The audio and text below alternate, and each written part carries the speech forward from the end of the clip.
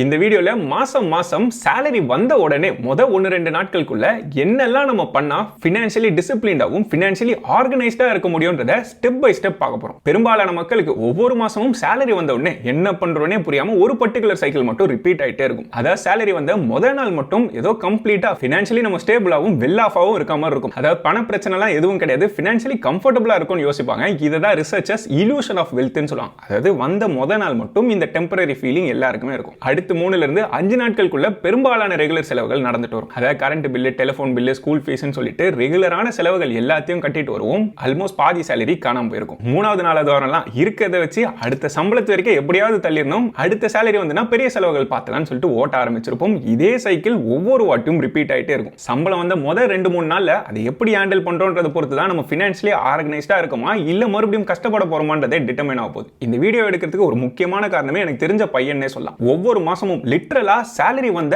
அடுத்த நிமிஷமே எனக்கு மெசேஜ் அனுப்பும். அதாவது எக்ஸாம்பிள்ஸே காட்டுறேன். ஜனவரி, பிப்ரவரி, மார்ச், ஏப்ரல் சொல்லிட்டு எல்லா மாசமுமே salary வந்த உடனே எனக்கு மெசேஜ் அனுப்புமா இல்ல salary வரதுக்கு முன்னாடியே மெசேஜ் அனுப்புவான். அண்ணா salary கிரெடிட் ஆயிடுச்சு என்ன பண்ணணும்ன்றது அவனோட கேள்வியா இருக்கும். அதை பண்ணிட்டு தான் அடுத்த ஸ்டெப்புக்கே போவான். இது வரைக்கும் நான் பார்த்ததுலேயே one of the financially discipline பையன் அந்த பையன் நான் சொல்லலாம். கிளியரா அவனோட பிஹேவியரும் அதை தான் இண்டிகேட் பண்ணுது. ஸோ இப்போ எல்லாரும் பண்ண வேண்டிய முதல் ஸ்டெப் salary வரதுக்கு முன்னாடியே ஆரம்பிக்கும். அதாவது நம்மளோட பேஸ் லைன் என்னன்றதை ஐடென்டிஃபை பண்றது. பேஸ் லைன் சொல்லும் போது எல்லா ஃபேமிலிக்கும் அத்தியாவசிய செலவுகள் சொல்லிட்டு சிலது இருக்கும். உதாரணத்துக்கு ரெண்டுக்கு இருக்கீங்கன்னா கட்டி தான் ஆகணும். அதே மாதிரி கிராசரிஸ் வாங்குறதோ இல்ல பசங்க இருக்காங்கன்னா ஸ்கூல் ஃபீஸ் கட்டணும், இன்சூரன்ஸ் கட்டுறது, டிரான்ஸ்போர்ட்டேஷன், கரண்ட் பில்லு, தண்ணி டாக்ஸ், இன்டர்நெட், ஃபோன் பில்லுன்னு சொல்லிட்டு சில அத்தியாவசிய விஷயங்கள் இருந்துகிட்டே இருக்கும். இதுல ஏதாவது கடனோ லோன் இருந்ததுன்னா அதையுமே சேர்த்துக்கும். இந்த மாதிரி ஒவ்வொரு மாசமும் கட்டாயமா ஆகக்கூடிய செலவு எல்லாத்தையும் கணக்கு பண்றது தான் முதல் ஸ்டெப். இதை கண்டுபிடிக்கலாம் எப்படி பிளான் பண்ணணும்ன்றதே நம்மளுக்கு கிளியரா இருக்கு. ஸோ ஃபர்ஸ்ட் ஸ்டெப் இங்க இருந்து ஆரம்பிங்க. யூஸ்வலா இது நம்மளோட மாச வருமானத்துல 50-60% வரைக்கும் இருக்கலாம். அதாவது நீங்க 60,000 மாசத்துக்கு சம்பாதிக்கணும் 30,000 வரைக்கும் இந்த எசென்ஷியல் செலவுகளுக்கு போகலாம். ஒருவேளை அதுக்கும் மேல உங்களோட செலவுகள் இருக்குன்னு தோணுச்சுன்னா நீங்க பண்ண வேண்டியது 2 முக்கியமான விஷயம். ஒன்னு தேவையில்லாத செலவுகள் என்னென்னன்றதை பார்த்து அதை கட் பண்ணணும். அப்படி இல்லைன்னா இன்கம் கண்டிப்பா உயர்த்தி ஆகணும். இந்த பேஸ் லைன் ஜெனரலா 50% இல்ல அதை விட கீழே இருந்தா இன்னுமே நல்லது. இதுக்கு அடுத்த ஸ்டெப் தி அலோகேஷன் சிஸ்டம். அதாவது வரக்கூடிய வருமானம் எங்கெங்க எவ்வளவு போகணும்ன்றதை முடிவெடுத்துக்கணும். அதை அப்படியே இம்ப்ளிமெண்ட்டும் பண்ணணும். இதையுமே 5ஆ பிரிச்சுக்கலாம். இதுல டாப் மோஸ்ட் ப்ரையாரிட்டி இந்த ஃபர்ஸ்ட் லைன் தான். அதாவது வரக்கூடிய வருமானத்துல குறைஞ்சபட்சம் 10% ஆவது எமர்ஜென்சி ஃபண்டுக்கு கான்ட்ரிபியூட் பண்ணும். இதை நிறைய வீடியோஸ்ல சொல்லியிருப்பேன், மறுபடியும் ரிப்பீட் பண்றேன். அதாவது நமக்கு மாசம் மாசம் ரெகுலரா என்ன செலவாகும்ன்றத பேஸ் லைன்ல கண்டுபிடிச்சிருப்போம். இந்த அமௌண்ட்டை விட குறைஞ்சபட்சம் 3 மடங்காவது நம்ம எமர்ஜென்சி ஃபண்ட்ல கட்டாயமா சேர்த்துக்கணும். இப்போ யோசிச்சு பாருங்க, என்னானாலும் சரி இந்த செலவுகள் இருக்கும் நம்மளுக்கு ஆல்ரெடி தெரியும். திடீர்னு நமக்கு வேலை போனாலோ அடுத்த மாசம் வருமானம் வரலன்னு தெரிஞ்சாலும் அதை பார்த்துக்கிறதுக்கு என்கிட்ட பணம் இருக்குன்றது தான் இந்த எமர்ஜென்சி ஃபண்ட். இது குறைஞ்சபட்சம் 3 மாசத்தை ஓட்டுறதுக்காவது நம்மளுக்கு தேவை. உதாரணத்துக்கு உங்களோட ரெகுலர் மாச செலவுகள் 40,000 ரூபாய்னா குறைஞ்சது 1,20,000 ரூபாய் சேர்க்கிறதுக்கு ட்ரை பண்ணும். அதை சேர்க்கிறதுக்கு மாசம் 10% கான்ட்ரிபியூட் பண்ணிட்டு வாங்க. அதை சேர்த்ததுக்கு அப்புறம் இதை ஜீரோ பண்ணிக்கலாம். ஒருவேளை நீங்க ஆல்ரெடி சேர்த்திருந்தீங்கன்னா ஆல்ரெடி இதை ஜீரோ பண்ணிட்டு அடுத்த ஸ்டெப்புக்கு மூவ் ஆயிடலாம். அடுத்த இடத்துல நம்மளோட பேஸ் லைன் எக்ஸ்பென்சஸ் முன்னாடி பார்த்த மாதிரி நம்மளோட மொத்த வருமானம் எவ்வளவோ அதுல 50%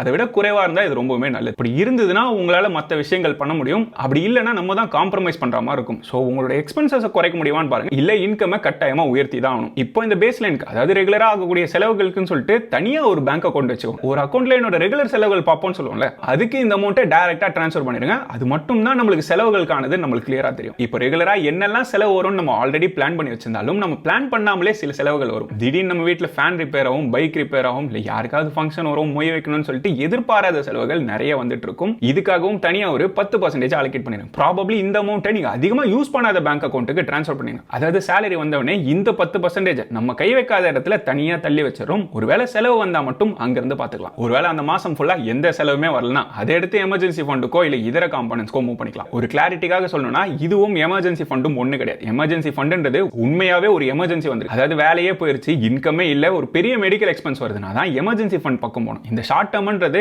எப்ப வேணாலும் வரும்னு எதிர்பார்த்து இருக்கக்கூடிய செலவுகள் தான். அதே மாதிரி அடுத்த 6 இருந்து 3 வருஷம் தள்ளி வரக்கூடிய கோல்ஸ் ஏதாவது இருக்குன்னு வச்சுக்கோங்க. இதெல்லாம் ஷார்ட்ல இருந்து மீடியம் டர்ம் கோல்ஸ்னு சொல்லுவாங்க. இதுக்கு நம்ம ரிஸ்கி இன்ஸ்ட்ருமெண்ட்ஸ்லயும் போட முடியாது. இந்த மாதிரியான ஃபினான்ஷியல் கோல்ஸ் எப்படியும் வரும்னு நம்மளுக்கு தெரிஞ்சிருக்கும். உதாரணத்துக்கு சொல்லணும்னா பசங்களோட ஸ்கூல் ஃபீஸ் சொல்லலாம். எப்பவுமே வருஷத்துக்கு ஒரு வாட்டி நம்ம ஸ்கூல் ஃபீஸ் கட்டுற மாதிரி இருக்கும். இதை கட்டுறது ஒரு வருஷம் கழிச்சு தான் வரும்னு நம்மளுக்கு முன்கூட்டியே தெரியறதுனால இதை ப்ராப்பரா பிளான் பண்ணோம்னா நல்ல ரிட்டர்ன்ஸும் எடுக்க முடியும், கரெக்டா நம்மளோட கேபிட்டலையும் வளர்த்திருக்க முடியும். உதாரணத்துக்கு ஒரு 50,000 ரூபாய் இருக்கு, இதுக்கு பாண்ட்ஸ் ப்ரிஃபர் பண்றீங்கன்னு வச்சுக்கோங்க. இங்க 9 இருந்து 11% வரைக்கும் ரிட்டர்ன் கொடுக்குற பாண்ட்ல போட்டீங்கன்னா ஜெனரலா நம்ம வைக்கக்கூடிய சேவிங்ஸ் அக்கௌண்ட்டை விடவோ இல்ல எஃப்டியை விடவோ அதிகமான ரிட்டர்ன்ஸ் கிடைச்சிருக்கும். இந்த 50,000 ரூபாய்க்கு ஈஸியா ஒரு 2-3,000 ரூபாய் எக்ஸ்ட்ரா ரிட்டர்ன்ஸ் நம்மளால பார்த்துக்க முடியும். இப்போ இந்த மாதிரியான மீடியம் டர்ம் கோல்ஸுக்கும் ஒரு 10% அலோகேட் பண்ணிட்டு இதை பாண்ட்ஸ்ல இன்வெஸ்ட் பண்ணிட்டு வரலாம். பாண்ட்ஸ் பத்தி கேள்விப்பட்டிருக்கீங்க, எங்க இன்வெஸ்ட் பண்ணணும்னு தெரியலனா Win12 பிளேஸ்வெல்த் மாதிரியான பிளாட்ஃபார்ம்ஸை நீங்க ப்ரிஃபர் பண்ணலாம். இங்க வெறும் 1000 ரூபாயில இருந்தே நம்மளால இன்வெஸ்ட் பண்ண ஆரம்பிக்க முடியும். ஷார்ட் டென்யூர் பாண்ட்ஸும் இருக்கும். அதாவது 3 மாசத்துல இருந்து 6 மாசத்துக்குள்ள உங்களுக்கு தேவை இருக்குன்னா அப்போ மெச்சூர் ஆகிற பாண்ட்ஸுமே இருக்கும். அதையும் உங்களால இங்க வாங்க முடியும். இல்ல உங்ககிட்ட பெரிய கேபிட்டல் இருக்கு, அதுல இருந்து மாசம் மாசம் கேஷ் ஃப்ளோ வர வைக்கணும்னு யோசிச்சாலும் பாண்ட்ஸை ப்ரிஃபர் பண்ணலாம். பாண்ட்ஸ்ல இன்வெஸ்ட் பண்ணணும்னு யோசிக்கிறீங்கன்னா அதுக்கான லிங்க் டிஸ்கிரிப்ஷன்லயும் கமெண்ட்லயும் வர செக் பண்ணி பாருங்க. இப்போ மூணாவது ஸ்டெப்,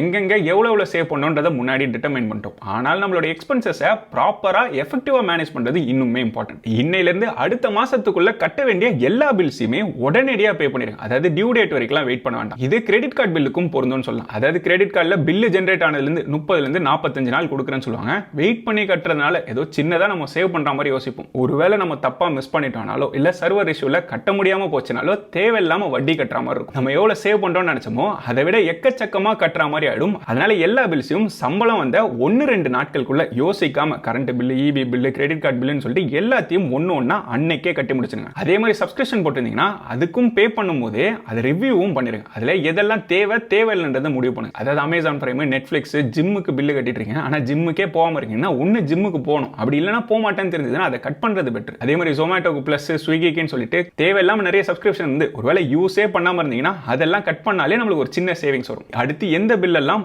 ஆட்டோமேட் பண்ண முடியுமோ அது எல்லாத்தையுமே ஆட்டோமேட் பண்ணிருங்க. கண்டிப்பா கிரெடிட் கார்டு பில்ல ஆட்டோமேட் பண்ண முடியும்னா பண்ணிருங்க. சோ தட் சிஸ்டத்தை நம்பிட்டு இருக்கலாம், நம்மளோட மென்டல் எனர்ஜியும் டைமும் வீணாகாது, தேவையில்லாம லேட் ஃபீஸும் கட்ட வேண்டாம். இது எல்லாத்தையுமே வருமானம் வந்த 1-2 நாள்ல முடிச்சாதான் மீதி என்ன நிக்குது இன்னும் கான்ஃபிடென்ட்டா செலவு பண்ண முடியுமா இல்லையான்றதை நம்மளால டிட்டர்மைன் பண்ண முடியும். அதனால தான் இதை எவ்வளவு சீக்கிரம் முடிக்கிறோன்றதும் இம்பார்ட்டன்ட். இப்போ இது வரைக்கும் பார்த்த எல்லாமே ஷார்ட் டர்முக்கும் சரி இல்ல ரெகுலர் ஆகக்கூடிய செலவுகளையும் கவர் பண்ணிட்டோம். அதாவது சர்வைவல் மோட்ல தான் இருக்கும். அதாவது வாழ்க்கை ஓட்டத்துக்கு என்னெல்லாம் தேவையோ அதை பண்ணிட்டு இருக்கும். ஆக்சுவலா நம்மளோட growthக்கோ இல்ல கம்ப்ளீட்டா ஃப்ரீடம்க்கோ இல்ல இண்டிபெண்டன்ஸ்க்கோ பிளான் பண்ணனும்னா லாங் டர்ம் இன்வெஸ்டிங்கையும் பிரையாரிட்டைஸ் பண்ணணும். ஃபினான்ஷியலி ஃப்ரீ ஆகணும்னா ஈக்விட்டி மாதிரியான இன்ஸ்ட்ருமெண்ட்ஸ்ல லாங் டர்ம்க்கு இன்வெஸ்ட் பண்ணணும். ஈக்விட்டின்னு சொல்லும்போது மியூச்சுவல் ஃபண்ட்ஸ் வழியாவோ இல்ல இண்டிவிஜுவல் ஸ்டாக்ஸ்லயோ பண்ணிட்டு வரலாம். இப்போ இதுக்கான போர்ஷனும் ஆல்ரெடி பிளான் பண்ண மாதிரி எக்ஸிக்யூட்டிவ் பண்ணுறோம். அதுக்கு எஸ்ஐபி பண்ணிட்டீங்கன்னா அதையுமே ஆட்டோமேட் பண்ணி மாசம் அந்த தொகை சம்பளம் வந்து 1-2 நாள்ல பிடிக்கிற மாதிரி செட்டப் பண்ணிடணும். இல்ல இண்டிவிஜுவல் ஸ்டாக் பிக் பண்றீங்கன்னா உங்களோட brokerage அக்கௌண்ட்டுக்கு அந்த அமௌண்ட்டை ட்ரான்ஸ்ஃபர் பண்ணிடணும். என்ன பொறுத்த வரைக்கும் டிசிப்ளின்டா பண்ணணும்னா ஒரு நல்ல மியூச்சுவல் ஃபண்டா சூஸ் பண்ணி அதுல ஆட்டோமேட்டடா எஸ்ஐபி பண்றது பெட்டர். ஆனா என்ன பண்ணணும், எங்க இருந்து பண்ணணும் சுத்தமா தெரியலனா ஒரு இண்டெக்ஸ் ஃபண்டை ப்ரிஃபர் பண்ணலாம். ஒரு நல்ல இண்டெக்ஸ் ஃபண்டை எப்படி சூஸ் பண்ணணும்ன்றதுக்கான வீடியோவும் ஆல்ரெடி போட்டிருக்கேன். அதுக்கான லிங்க் மேலேயோ இல்ல கீழே கொடுக்குறேன், செக் பண்ணி பாருங்க. ஒவ்வொரு மாசமும் ஒரு 1000 ரூபாய் இல்ல 5000 ரூபாய்ன்ற அமௌண்ட்டுக்கு எஸ்ஐபி பண்ண டார்கெட் பண்ணணும். இதை பண்ணிட்டே வந்தா லாங் டர்ம்ல அதோட பலன் நம்மளுக்கு பெருசா இருக்கும். அதே மாதிரி மீடியம் டர்ம் இன்வெஸ்ட்மெண்ட்ஸும் 2 கண்ணோட்டத்துல பார்க்கலாம். ஒன்னு,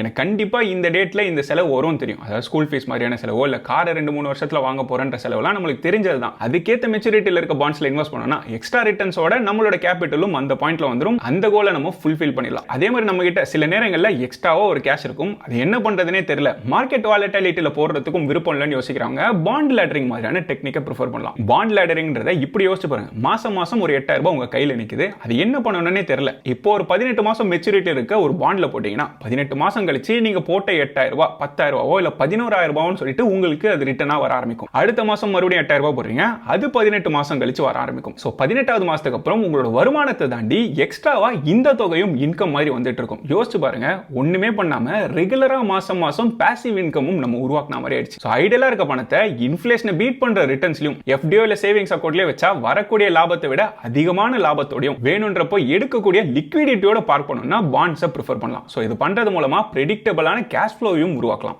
ஈக்விட்டி இன்வெஸ்ட்மெண்ட்ஸ் மாதிரி ஷார்ட் டர்ம்ல ரொம்ப மேல போகுமா கீழே போகுமான்ற கவலை இல்லாமலும் இருக்கலாம். பாண்ட்ஸ்ல இன்வெஸ்ட் பண்றதுக்கான லிங்க் டிஸ்கிரிப்ஷன்லயும் கமெண்ட்லயும் கொடுக்குறேன், செக் பண்ணி பாருங்க. அதே மாதிரி டிசிப்ளினோட இது எல்லாத்தையும் பண்ணணும்னா ஆட்டோமேட் பண்றது தான் ஒரே வழி. இப்போ எமர்ஜென்சி ஃபண்ட் சேர்க்கிறீங்கன்னா ஆர்டி போட்டீங்கன்னா மாசம் அந்த டேட்டுக்கு பேங்க்லயே பிடிச்சிருவாங்க. அதே மாதிரி எஸ்ஐபி லாங் டர்முக்கு ஆட்டோமேட் பண்ணி விட்டுருங்க. அதே மாதிரி எல்லாத்தையுமே சேவிங்ஸ் இன்வெஸ்ட்மெண்ட்ஸ்ன்ற கண்ணோட்டத்தில் மட்டும் பார்க்காம உங்களுக்கு பிடிச்ச விஷயங்களுக்கும் உங்களுக்கு தேவையான விஷயங்களுக்கும் செலவு பண்றதுக்கு பழங்க. உங்களுக்கு பிடிச்ச கேட்ஜெட்ஸ் வாங்குறதோ, பிடிச்ச கடையில் சாப்பிட்றதோ, பிடிச்ச ட்ரெஸ் வாங்குறதுன்னு சொல்லிட்டு உங்களுக்கு எது தேவையோ அதையுமே பண்ணிக்கோ. இதை கேர்லெஸ் ஸ்பெண்டிங் நினைக்காம பணத்தை ஒழுங்கா மேனேஜ் பண்றதுக்கான ரிவார்ட்ஸ் நினைச்சுக்கோங்க. இல்ல நான் என்னதான் ட்ரை பண்ணாலும் என்னால சுத்தமா சேவே பண்ண முடியலன்னு யோசிச்சீங்கன்னா அதுக்கான சைக்கலாஜிக்கல் ரீசன்ஸும் ஆக்சுவலா ஒர்க் ஆகக்கூடிய 8 ட்ரிக்ஸையும் தெரிஞ்சுக்கணும். அடுத்து இந்த வீடியோ செக் பண்ணி பாருங்க. இது வரைக்கும் இந்த வீடியோவில் பார்த்த இன்ஃபர்மேஷன் உங்களுக்கு யூஸ்ஃபுல்லாவோ இல்ல புதுசாவோ இருக்குன்னு தோணுச்சுன்னா இந்த வீடியோ லைக் பண்ணுங்க. இந்த சேனலுக்கு இது வரைக்கும் சப்ஸ்கிரைப் பண்ணா சப்ஸ்கிரைப் பண்ணிட்டு அந்த பெல் ஐகானை கிளிக் பண்ணி அது பக்கத்துல இருக்க பட்டன்ல ஆல் என்ற செலக்ட் பண்ணீங்கன்னா இந்த சேனல்ல போடுற புது வீடியோஸோட நோட்டிபிகேஷன் உடனே வந்து சேரும். நன்றி மக்கள்.